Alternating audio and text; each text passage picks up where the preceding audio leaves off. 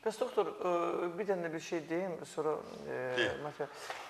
Mən Gəncəyə getmişdim, orada gördüm ki, Yaponlar qonaq gəlmişlər, Şamil müəllim, Gəncəyə gəliblər də, yəqin turistlərdir. Elə dayanıb şəkil çəkirdim, gördüm yerdən şey yığırlar, belə o sarı çiçək var, yapışan. Bildin də hansı, belə topuz çiçəklərdir yerdə. Zəncirotu. Xərçəngə qarşı, əvəzsizdir.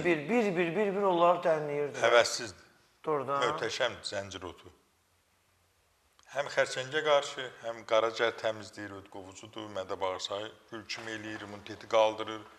Zəncirotu çox qiymətlidir. Bizim adamlar onu orada elə belə sadəcə baxırlar. O Yaponlar bilirlər onun xeyrini.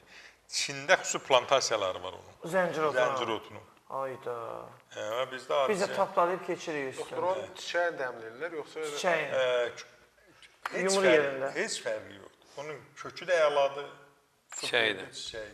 Heç bitkisi də. Onun artıq şeyi yoxdur. Zəncirotu çox qiymətli bitkidir. Adam alıb dəmləyərdi.